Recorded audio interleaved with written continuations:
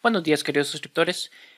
Entramos a lo que es el tema de enrutamiento, el tema de cómo es que elige un router la mejor ruta para enviar los paquetes.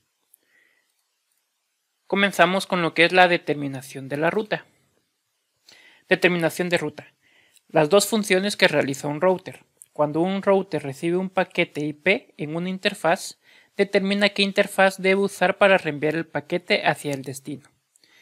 Esto se conoce como enrutamiento. Acordémonos que el router lo que es un enrutador, lo que hace es enviar paquetes a otras redes. La interfaz que usa el router para reenviar el paquete puede ser el destino final o una red conectada a otro router que se usa para llegar a la red de destino. Aquí tenemos el ejemplo, puede ser el destino final. Esto quiere decir de que la red a la cual yo deseo enviar el paquete está directamente conectada a una interfaz del mismo router. Por consiguiente, o puede ser una red conectada a otro router que se use para llegar al destino. En este caso el paquete viene y llega a un segundo router, el cual tiene conectada la red a la que yo le quiero llegar. Estas son las dos formas en que se reenvía un paquete para poder llegar a su destino. Ejemplo de funciones del router. Las funciones principales de un router son determinar la mejor ruta para reenviar paquetes basándose en la información de su tabla de enrutamiento y reenviar paquetes hacia su destino. Nosotros en un router, si colocamos el comando show iproute, esto nos va a brindar lo que es la tabla de enrutamiento del dispositivo.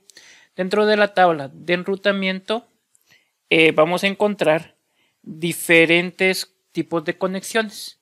Tenemos aquí podemos ver, se determina con una letra C las redes que están directamente conectadas.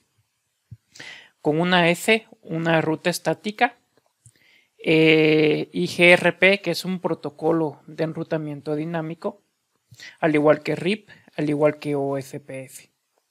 Todo esto lo vamos a ver en las presentaciones posteriores. En este ejemplo podemos determinar que hay una ruta estática que se marca con una S, con lo cual si mi computadora, la PC1, quiere enviar un paquete a la computadora PC2, lo va a hacer interconectando estos dos routers por medio de rutas estáticas. ¿Por qué? Porque lo aprendió por rutas estáticas. Adelantándonos un poco a la presentación, me indica que yo del router R1 puedo o conozco la ruta para llegar a la red 192.168.3.0/24. Como es una ruta directamente conectada, lo que es su distancia administrativa es de 1. Eso lo vamos a ver en las presentaciones posteriores. Y que me conecto vía la interfaz por la red 192.168.2.0, que sería esta red, y por la interfaz 2.2, que es la de este router. Redes conectadas directamente. Se agregan a la tabla de enrutamiento cuando una interfaz local está configurada con una dirección IP y una máscara de subred.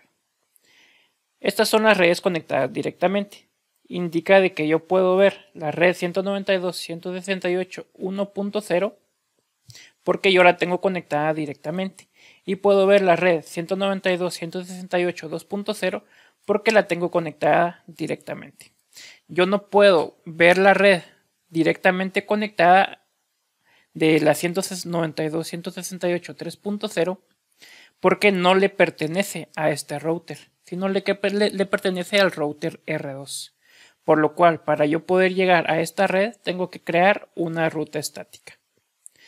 Yo puedo llegarle a esta red por medio de dos formas, ya sea una ruta estática, configuro una ruta estática de aquí que pueda alcanzar la red, y de la misma manera tengo que configurar otra ruta estática para yo conocer esta red. De lo contrario, solo va a ser un viaje de ida y el paquete no va a retornar. La segunda forma de hacerlo es por medio de un protocolo de enrutamiento. Y lo que hace el protocolo es de que yo puedo escoger un protocolo, ya sea OSPF, EIGRP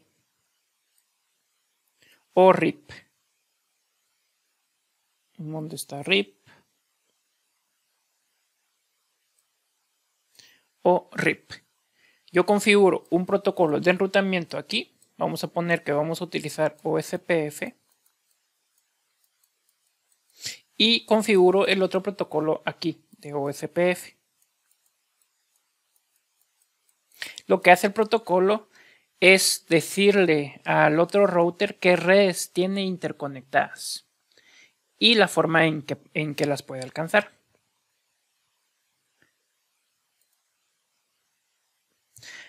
Redes remotas.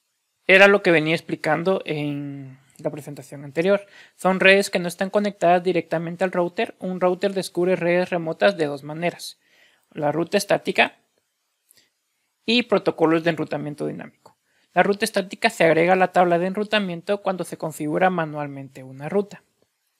Protocolos de enrutamiento dinámico. Se ha añadido a la tabla de enrutamiento cuando los protocolos de enrutamiento aprenden dinámicamente acerca de la red remota. Ruta predeterminada. ¿Qué es una ruta predeterminada? Especifica un router de salto siguiente que se utiliza cuando la tabla de enrutamiento no contiene una ruta específica que coincida con la dirección IP de destino. Una ruta predeterminada puede ser una ruta estática o aprenderse automáticamente de un protocolo de enrutamiento dinámico.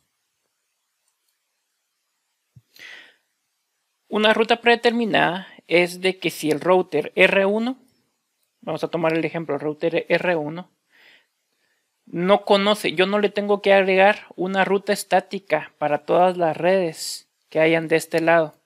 Aquí tenemos la red 192.168.3.0, pero si tuviera la 4.0, tuviera la 5.0, tuviera la 6.0 y de igual manera tuviera una interfaz que sale a internet, yo tendría que configurar todas estas rutas de forma manual. Al igual que la ruta que sale a internet. Una ruta predeterminada, yo simplemente le digo, si el paquete que tú buscas no está dentro de tus redes directamente conectadas, envíalo hacia la interfaz. Y se le conoce como interfaz de... envíalo hacia la interfaz de salida que conecta con otros equipos. Yo le puedo especificar que sea mi interfaz de salida o le puedo especificar que se vaya a la dirección IP del siguiente salto. Eso es lo que hace una ruta predeterminada. Si yo no lo encuentro en mi LAN local, se lo envío a otro equipo para que él haga el enrutamiento correspondiente. Mejor ruta es igual a la coincidencia más larga. ¿Cómo es de que decide hacia dónde enviarlo? Hacia dónde enviar el paquete. Regresemos a la presentación anterior. ¿Qué pasa si aquí yo tuviera otro router? Tuviera varios equipos conectados. Y tuviera cada equipo tuviera otras redes diferentes. ¿Cómo sabe él que lo tiene que enviar por esta interfaz y no por esta interfaz? La mejor ruta de la tabla de enrutamiento también se conoce como la coincidencia más larga. La mejor coincidencia es la ruta de la tabla de enrutamiento que contiene la mayor cantidad de bits del extremo izquierdo coincidentes con la dirección IP de destino del paquete. La coincidencia más larga es la ruta preferida. Queremos enviar un paquete hacia la dirección 172.16.0.10. Lo que hacemos es, lo que hace el router es verificar la dirección IP y la convierte en formato binario. Él viene y verifica la tabla de enrutamiento con las entradas que él tiene. Verifica la cantidad de bits del extremo izquierdo que coinciden con la dirección IP. Como podemos ver aquí, la primera entrada de la tabla de enrutamiento es 172.16.0.0/12. Lo que quiere decir de que el /12 contamos 12 bits hacia acá. La coincidencia serían 12 bits, 18. El 18 tiene una mayor coincidencia con la dirección que nosotros estamos buscando. Y la 26 tiene una mayor coincidencia. Con lo cual podríamos indicar de que lo va a enviar por la interfaz que tenga reconocida o conectada esta red, ya que tiene la cantidad de bits que coinciden con la dirección IPv4. Ejemplo de coincidencia más larga en una dirección IPv6. Acordémonos que la dirección IPv6 está compuesta por 128 bytes. Y están redactadas, por así decirlo, o se muestran en formato hexadecimal. Cada formato hexadecimal contiene 4 bytes. Perdón, no es bytes, es bit. Aquí tenemos que queremos encontrar la dirección IPv6 201 db8 c000 2.2.99/48. Todo lo que esté después de los 2 puntos significa que es 00. Aquí tenemos una coincidencia por el del /40 de 40 bits. En la segunda entrada de la tabla de enrutamiento tenemos una coincidencia de 48. Y aunque el de 64 no coincide porque ya se pasa del slash o del segmento de red que nosotros estamos buscando en IPv6, por lo cual el paquete va a ser enviado a la segunda, a lo que encuentre en su tabla de enrutamiento que coincida con esta dirección. Reenvío de paquetes. ¿Cómo es que un router trabaja lo que es el reenvío de paquetes? Proceso de decisión de reenvío de paquetes. La trama de enlace de datos con un paquete IP encapsulado llega a la interfaz de entrada. El router examina la dirección IP de destino en el encabezado del paquete y consulta su tabla de enrutamiento IP. Llega el paquete y luego lo que hace es verificar en su tabla de enrutamiento. Si el router encuentra el prefijo coincidente más largo en la tabla de enrutamiento, el router encapsula el paquete en una nueva trama de enlace de datos y lo reenvía por la interfaz de salida. Ya sea al destino, esté conectado directamente, ya sea una computadora, un switch, o lo reenvía hacia otro router para que él haga el reenvío correspondiente. Dice, el destino podrá ser un dispositivo conectado a la red o un router de siguiente salto.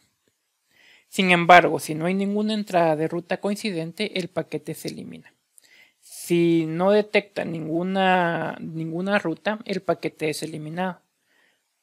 Si no tenemos una ruta predeterminada para que lo reenvíe a otro dispositivo para que él haga el enrutamiento. Si no lo tenemos, simplemente el paquete se elimina. Reenvío de paquetes. Mecanismos de reenvío de paquetes. Esto es más que todo solo por conocimiento general porque Cisco utiliza Cisco Express Forwarding. Una responsabilidad principal del reenvío de paquetes es la de encapsular los paquetes en el tipo de trama correcto para el enlace de datos de salida. Cuando más eficiente eficientemente un router pueda realizar esa tarea, más rápido podrá reenviar paquetes por el router. Los routers admiten 3 mecanismos de reenvío de paquetes: Process Switching, Fast Switching y Cisco Express Forwarding.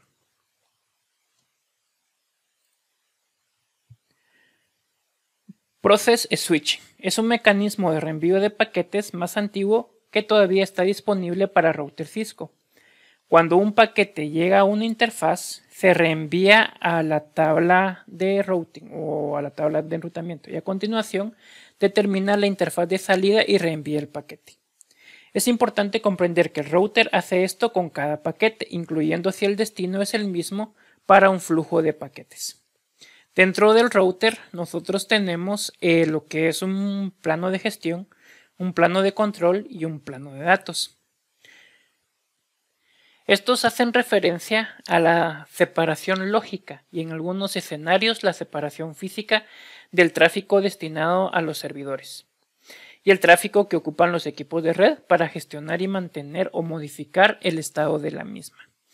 Aquí podemos ver un ejemplo. El plano de datos es el que se encarga de reenviar los paquetes. El plano de control es el que se encarga de todo el tema de la actualización de los protocolos de enrutamiento y los cambios que hay en la red. Y el plano de gestión es el plano de conexión a los dispositivos, el plano de envío del log, el plano de syslog. Entonces, ¿qué es lo que hace un process switch? Si yo tengo un paquete, entra al plano de control y lo que hace es determinar por medio de un protocolo de enrutamiento y la tabla de enrutamiento hacia dónde tiene que enviar el paquete. Pero si llega un segundo paquete que va hacia la misma red, vuelve a pasar por todo este proceso. No guarda nada en caché. La evolución es el fast switching. Es otro mecanismo de reenvío de paquetes más antiguo que fue el sucesor de switching de procesos. El switching rápido usa una memoria caché para almacenar la información de siguiente salto. Cuando un paquete llega a una interfaz, se reenvía al plano de control, donde la CPU busca una coincidencia en la caché de switching rápido. Si no encuentra ninguna, se aplica el switching de procesos al paquete y este se reenvía a la interfaz de salida. La información de flujo del paquete también se almacena en la caché de switching rápido. Si otro paquete con el mismo destino llega a una interfaz, se vuelve a utilizar la información de siguiente salto de la caché sin intervención de la CPU. Si yo envío un paquete, este paquete pasa por el plano de control y él decide por medio de los protocolos y la tabla de enrutamiento hacia qué interfaz lo va a enviar. Si llega un segundo, tercero, cuarto o un quinto paquete que van hacia la misma red, él ya no lo pasa por el plano de control, sino lo que hace es, como ya tiene esa información en caché, solo la reenvía, con lo cual hace más eficiente el uso de la CPU. Ahora veremos Cisco Express Forwarding. Es el mecanismo de reenvío de paquetes más reciente y predeterminado de ellos de Cisco. Se le conoce comúnmente como CEF. Crea una base de información de reenvío o FIF y una tabla de adyacencias. La tabla de adyacencias se podría decir de que son los vecinos que nosotros tenemos según el protocolo. Las entradas de la tabla no se activan por los paquetes como en el switch rápido, sino que se activan por los cambios cuando se modifica un elemento en la topología de red, cuando se converge una red. FIB y las tablas de adyacencia contienen toda la información que el router debe tener en cuenta al reenviar el paquete. Esto quiere decir de que si yo envío un paquete, este ya no pasa por el plano de control. El paquete que yo estoy enviando no produce el cambio en lo que es la tabla de enrutamiento. O sea, no tiene que venir y leer la tabla de enrutamiento y no tiene que decidir por qué interfaz lo va a enviar. Porque esto se actualiza automáticamente si yo tengo un segundo router, los tengo interconectados. Cisco Express Forwarding lo que hace es actualizar cuando hay un cambio de la red, actualiza todo este tema, actualizando lo que es la tabla de adyacencias por los vecinos y actualizando la base de información de reenvío con lo cual el reenvío se hace de una forma más óptima, se podría decir. Ahora veremos cómo interpretamos lo que es la tabla de enrutamiento. El origen de las rutas. Una tabla de enrutamiento contiene una lista de rutas a redes conocidas, prefijos y longitudes de prefijo. La fuente de esta información se deriva de lo siguiente. Redes conectadas directamente. Son las redes que yo tengo conectados directamente en el router. Aquí tengo la red 1.0 y aquí tengo la red 2.0. Y si lo miramos a nivel de IPv6, yo tengo la red AD1, de que tengo conectada directamente la red AD2. Rutas estáticas. Las rutas estáticas, como ya venía diciendo, son rutas que yo coloco de forma manual para poder llegar a redes que yo no tengo directamente conectadas. Y protocolos de enrutamiento. Yo configuro un protocolo de enrutamiento en el router R1 y en el router R2 y ellos van a intercambiar información de las rutas que tienen conectadas. R1 va a aprender que por medio de un protocolo de enrutamiento puede llegar a la red 4.0 y a la red 5.0. Y R2 va a aprender por medio del protocolo de enrutamiento que él va a poder llegar por medio de la interfaz de salida serial 010 a la red 1.0 y a la red 2.0. El origen de cada ruta en la tabla de enrutamiento se identifica mediante un código. Los códigos comunes incluyen los siguientes. L identifica la dirección asignada a la interfaz de un router. Si yo tengo el direccionamiento aquí, que es la 10.0.1.1, que es esta interfaz, me va a aparecer en la tabla de enrutamiento con una letra L. Y me va a aparecer /32, que es lo que yo tengo conectado, porque identifica la dirección IP de esa interfaz. La C identifica una red conectada directamente. Aquí lo que me va a identificar es directamente la red que yo tengo conectada. La 1.0, la 2.0. S identifica una ruta estática, creada para llegar a una red específica. Aquí en las rutas estáticas es la ruta que yo le coloco manualmente para poder llegar a redes específicas. Y la O identifica al protocolo de enrutamiento OSPF. Que esto quiere decir que es un protocolo de enrutamiento por el cual se descubrió esa ruta. Puede ser, como ya dijimos, puede ser RIP o puede ser EIGRP.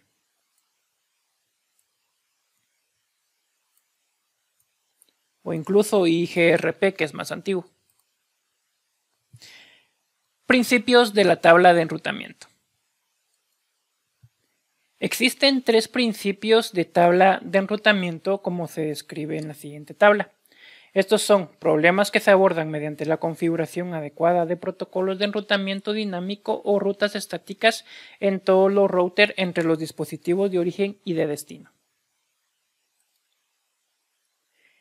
El primer principio nos dice que cada router toma una decisión por sí solo basándose en la información que tiene en su propia tabla de enrutamiento. R1 solo puede reenviar paquetes utilizando su propia tabla de enrutamiento. R1 no sabe qué rutas hay en la tabla de enrutamiento de R2.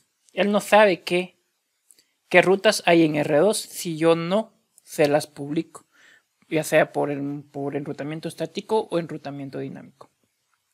El segundo principio, la información de una tabla de enrutamiento de un router no coincide necesariamente con la tabla de enrutamiento de otro router.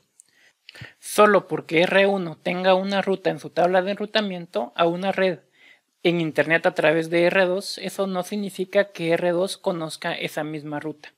Si yo tengo aquí una ruta hacia internet, eso no significa que R1 la pueda aprender.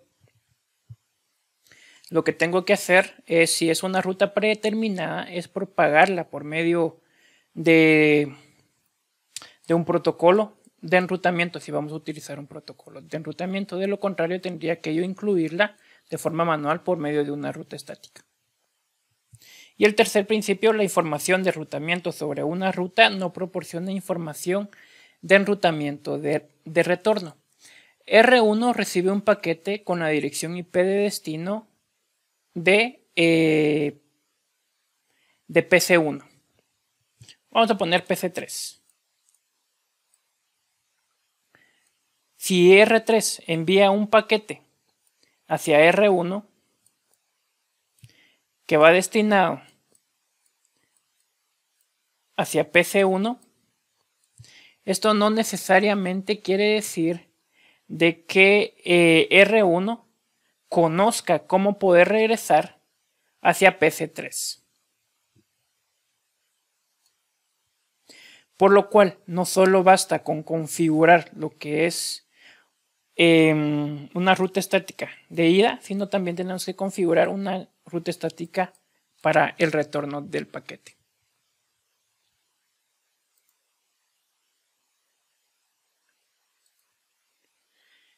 ¿Cómo es que se lee la tabla de enrutamiento? Aquí tenemos un ejemplo. En la figura, los números identifican la siguiente información. Como punto número 1 encontramos qué es lo que significa. Se me perdió el mouse. Aquí está. En el punto número 1, origen de ruta. Identifica el modo en que se descubrió la ruta. Esto quiere decir si lo aprendió de forma estática o por un protocolo de enrutamiento. Aquí podemos ver que el punto número 1 lo está aprendiendo por RIP y es una ruta directamente conectada. En el ejemplo lo está aprendiendo por OSPF. El punto número 2, red de destino, longitud, prefijo y prefijo. Identifica la dirección de la red remota. Aquí él está conociendo qué red remota está conectada en esa interfaz. Dice que por medio de RIP yo puedo llegarle al 172.16.0.0. Y también le puedo llegar a la red 10.0.0.0/8. La distancia administrativa. Bueno, ¿qué es la distancia administrativa? Se define como la preferencia de un origen de enrutamiento. La distancia administrativa tiene un valor entre 0 y 255.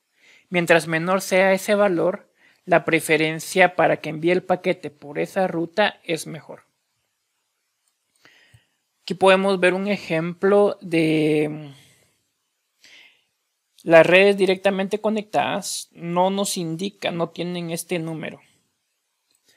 Pero un cable conectado directamente tiene una distancia administrativa de 0. Por eso es que no sale. Si fuera una ruta estática, tuviera una distancia administrativa de 1. Eso lo vamos a ver en posteriores presentaciones. El protocolo de enrutamiento RIP tiene una distancia administrativa de 120. El protocolo OSPF tiene una distancia administrativa de 110. Y EIGRP tiene una distancia administrativa, si la memoria no me falla, es de 90. Como les comentaba, la distancia administrativa es qué tan confiable es el protocolo. Mientras menor sea el número que tiene, va a ser siempre el protocolo predeterminado para poder enviar el paquete. Luego tenemos lo que es la métrica. Identifica el valor asignado para llegar a la red remota. Los valores más bajos indican las rutas preferidas. La métrica es un valor utilizado por los protocolos de enrutamiento para asignar costos con el fin de alcanzar cualquier red remota. Cada protocolo usa su propia métrica. Si yo tengo diferentes rutas hacia un mismo destino, la métrica me dirá cuál es el mejor camino para poder llegar a ellas. Yo puedo tener diferentes rutas para poder llegar a un mismo destino. Esto lo podemos ver como una analogía. Si yo estoy en una ciudad A y quiero llegar a una ciudad B, pero resulta de que tengo la opción de irme por la carretera más larga o tengo la opción de irme por la autopista. De las dos maneras estaría llegando a mi destino, pero en este caso la métrica más confiable sería la de la autopista. Y a eso se refiere en grandes rasgos lo que es la métrica. Luego tenemos el siguiente salto. Identifica la dirección del router siguiente al que se debe reenviar el paquete. Aquí tenemos que tengo un router conectado con esta dirección. Con lo cual, por medio de este router, yo voy a poder llegar y alcanzar esta red. Luego tenemos la marca de hora de la ruta. Identifica el tiempo que pasó desde que se descubrió la ruta. En este caso, aquí estamos viendo 26 segundos. Y la interfaz de salida. Identifica la interfaz de salida que se debe utilizar para reenviar el paquete hacia el destino. Esta interfaz de salida es local, por lo cual lo estoy enviando desde mi interfaz local serial 10.1.0. Y lo mismo se hace para IPv6. Aquí tenemos IPv6.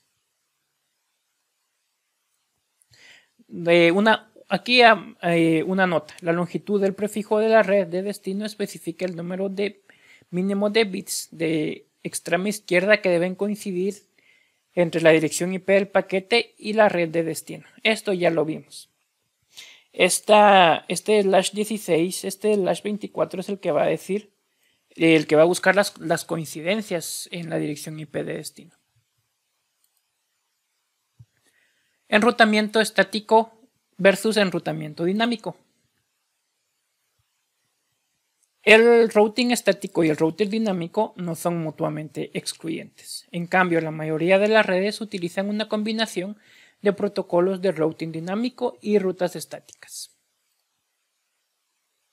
Las rutas estáticas se utilizan comúnmente en los siguientes escenarios: como ruta predeterminada de reenvío de paquetes a un proveedor de servicios, para rutas fuera del dominio de enrutamiento y no prendidas por el protocolo de enrutamiento dinámico, cuando el administrador de red desea definir explícitamente la ruta de acceso para una red específica, para el enrutamiento entre redes internas.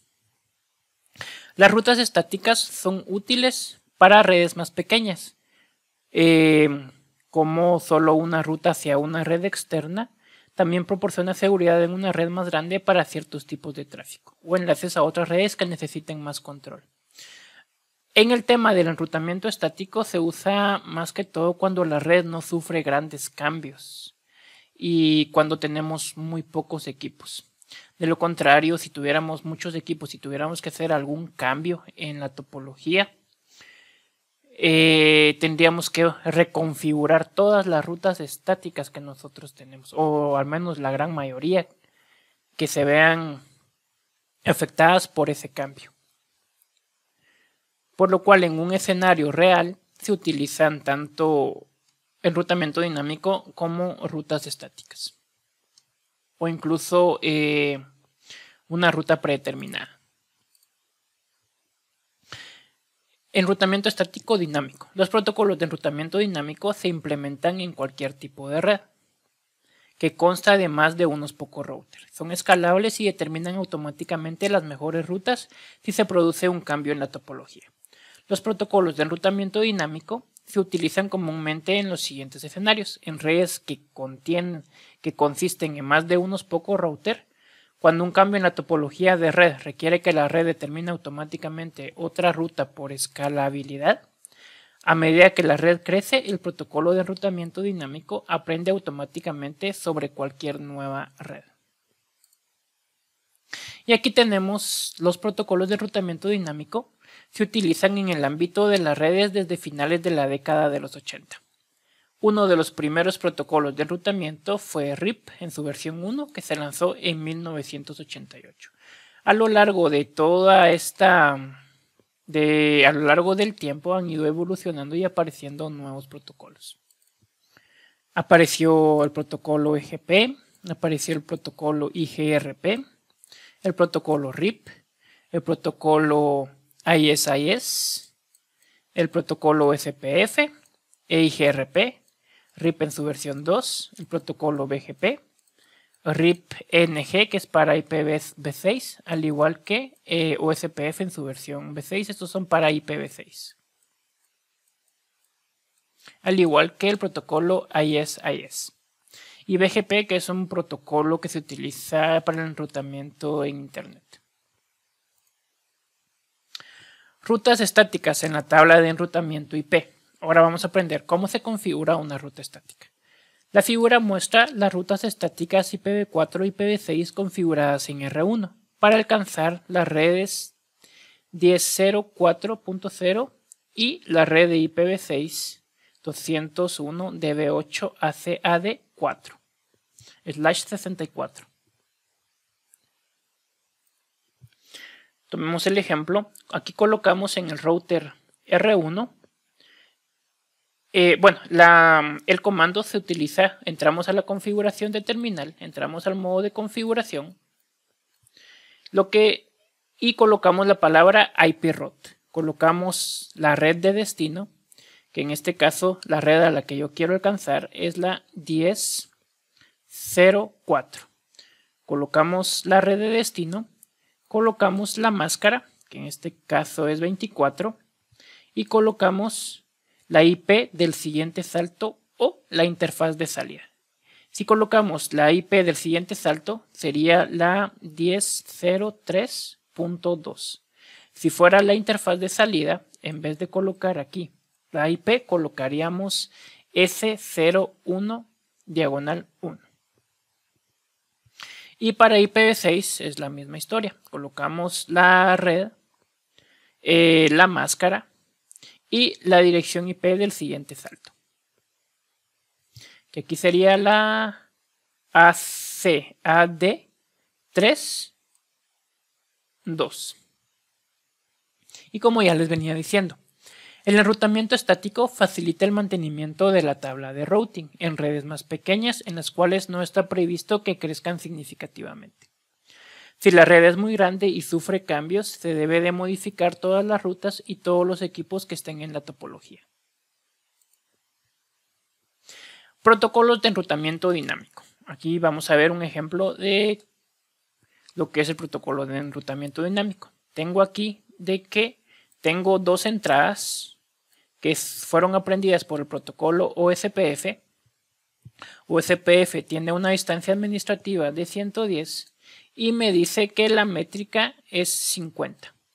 Las puedo alcanzar por medio de la red 10.0.3. Sería esta. Las aprendió hace 24 minutos y 22 segundos. Y que lo va a enviar por la interfaz serial 0/11. Y también podemos ver con el comando show IPv6 route la tabla de enrutamiento que corresponde a la dirección IPv6.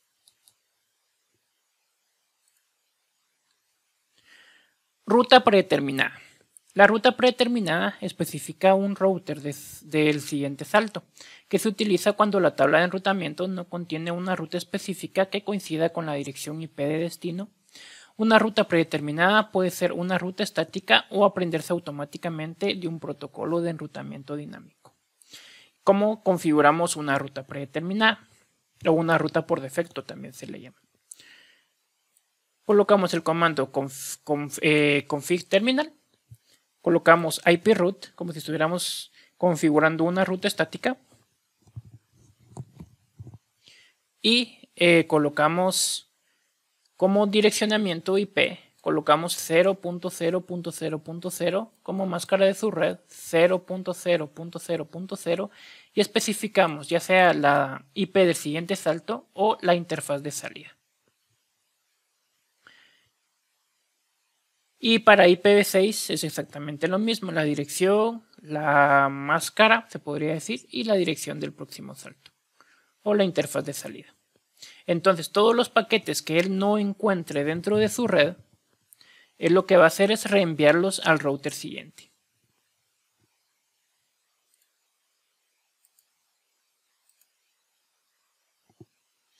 Enrutamiento estático versus enrutamiento dinámico. Complejidad de la configuración. En un enrutamiento dinámico es independientemente del tamaño de la red, ya que él se actualiza automáticamente. En el enrutamiento estático aumenta cuando la red crece. En los cambios de topología, se adapta automáticamente a los cambios de topología. En el enrutamiento estático se requiere intervención del administrador. Escalabilidad. En enrutamiento dinámico es adecuado para topologías simples a complejas. Y en el estático, adecuado para topologías simples. La seguridad en el enrutamiento dinámico la seguridad debe estar configurada y en el enrutamiento estático la seguridad es inherente. Aquí la seguridad debe estar bien configurada porque yo como hacker puedo venir y agregar un router a una interfaz que tenga conexión con ese router, activar el protocolo de enrutamiento y mi router puede aprender todas las rutas o cómo está configurada la red. En el enrutamiento estático la seguridad es inherente porque yo tengo que configurar todo en este router. Y aparte tengo que configurar también los otros routers para que puedan devolverme los paquetes. Uso de recursos. Usa CPU, memoria, ancho de banda de enlaces porque él envía y calcula las nuevas rutas y está constantemente aprendiendo si hubo cambios en la red. En el enrutamiento estático no se necesitan recursos adicionales. Predictibilidad de ruta. La ruta depende de la topología y el protocolo de enrutamiento utilizados, definido explícitamente por el administrador.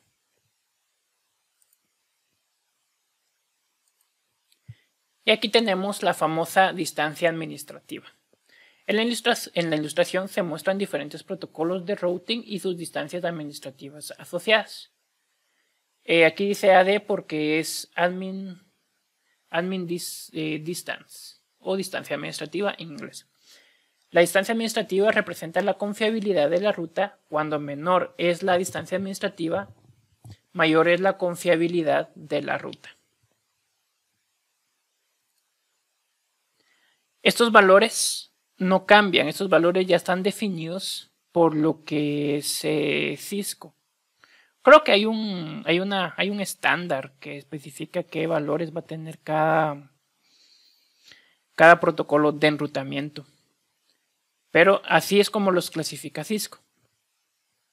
Podemos ver que OSPF tiene una distancia administrativa de 110 e IGRP tiene una distancia administrativa de 90, por lo cual si en una red ahí están convergiendo dos protocolos y los dos protocolos conocen el destino, la preferencia la va a tomar IGRP. Por el contrario, si tenemos una ruta estática hacia ese destino, la ruta predeterminada o la ruta elegida va a ser siempre la ruta estática. Por si el contrario, el destino está directamente conectado, siempre va a escoger la red directamente conectada. Es así como decide por qué protocolo va a tener una prioridad. Dentro de los equipos de red, solo existe una entrada de ruta para una dirección de red específica. Solo puede aparecer una sola vez en la tabla de enrutamiento. Sin embargo, a veces es posible que la tabla de enrutamiento, como ya les venía diciendo, aprenda acerca de la misma dirección de la red desde más de un origen. Excepto por circunstancias muy específicas, la recomendación es de que solo se debe implementar un protocolo de enrutamiento dinámico en un router. Sin embargo, cada protocolo de routing puede decidir tomar una ruta diferente para llegar al destino según las métricas que utilice este protocolo. Como se sabe, ¿cómo sabe el router qué protocolo de enrutamiento debe utilizar? Esto lo decide, como ya les venía diciendo, por medio de la distancia administrativa. ¿Y qué camino decide utilizar? Si el protocolo tiene dos caminos diferentes, eso se hace por la métrica.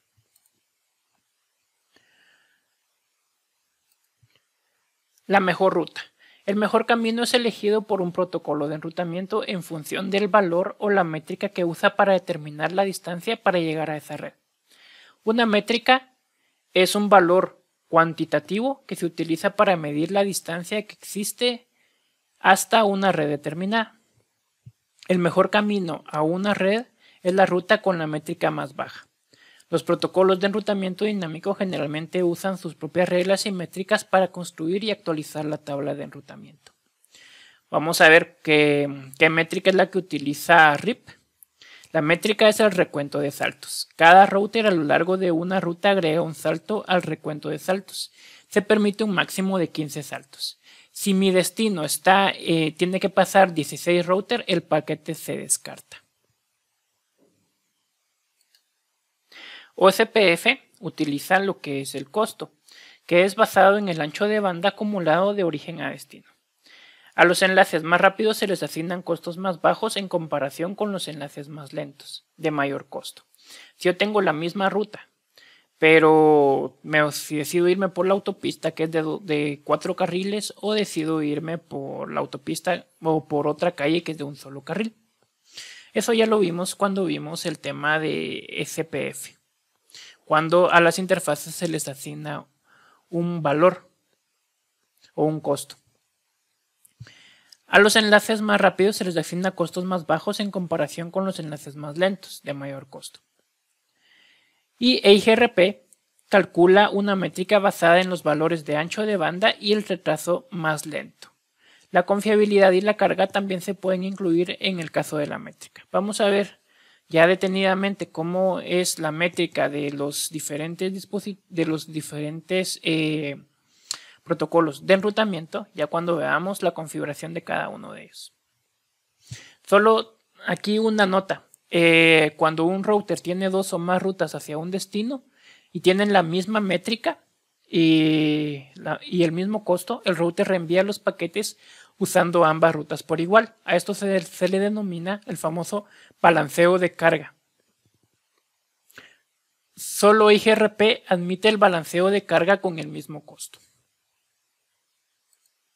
Dinámico. La tabla clasifica los protocolos de enrutamiento de 2 maneras.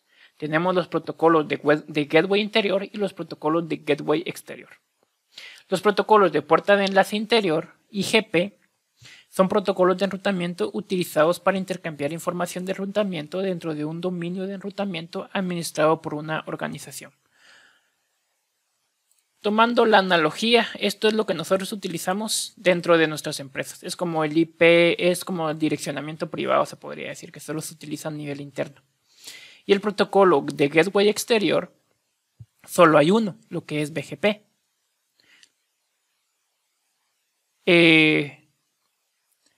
BGP se utiliza para intercambiar información de enrutamiento entre diferentes organizaciones, conocido como sistemas autónomos. Los ISPs utilizan BGP para enrutar paquetes a través de Internet. Esto se mira se miraba antes en CCNA Service Provider.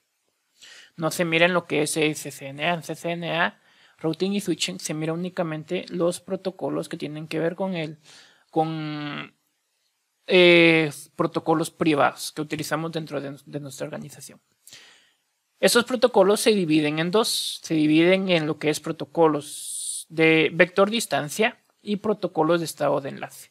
En vector distancia tenemos a RIP e IGRP. RIP NG para IPv6 y IGRP para versión 6. Y en protocolos de estado de enlace tenemos OSPF versión 2 y OSPF versión 3. Aquí tenemos un cuadro que nos va a indicar cuáles son las diferencias entre los protocolos vector distancia y los protocolos de estado de enlace. Los protocolos vector distancia están implementados por un algoritmo llamado Beshman-Ford, mientras que los protocolos de estado de enlace implementan otro algoritmo de Dijkstra o algoritmo SPF. Los vectores de distancia visualizan la red solo desde la perspectiva de los vecinos, mientras los protocolos de estado de enlace elaboran una visión común de la topología de la red entera. Aquí tenemos EIGRP.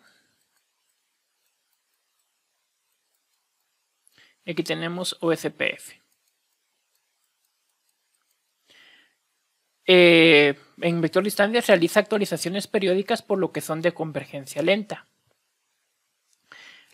Aquí, en el estado de enlace, los eventos activan la actualización, lo que posibilita una convergencia más rápida. Transmiten copias completas o parciales de la tabla de enrutamiento a los dispositivos vecinos, mientras que en el estado de enlace transmiten básicamente solo actualizaciones del estado de los enlaces a otros dispositivos. Otra vez, aquí tenemos IGRP.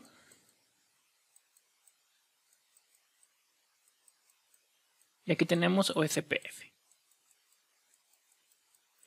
En los vector distancia requieren menor procesamiento y cantidad de memoria RAM en el dispositivo, pero utilizan más ancho de banda para el intercambio. Como están intercambiando constantemente datos de la topología, mientras los protocolos de estado de enlace requieren mayor procesamiento y cantidad de memoria RAM en el dispositivo, pero utilizan menos anchos de banda para el intercambio, ya que solo se activan cuando hay un cambio en la red. Cada dispositivo, en vector distancia, cada dispositivo solo tiene una visión parcial de la red a través de los dispositivos adyacentes o los vecinos. Mientras que en el estado de enlace, cada dispositivo tiene una visión completa de la topología de la red, manteniendo una completa base de datos de información de topología. El vector distancia requiere menor procesamiento y disponibilidad de RAM en el dispositivo, pero utiliza más ancho de banda. En OSPF requiere un mayor procesamiento y cantidad de memoria RAM en el dispositivo, pero utiliza menor ancho de banda. Son más simples para el diseño y la configuración los de vector distancia, y los de estado de enlace son más complejos en cuanto a requerimientos de diseño y configuración.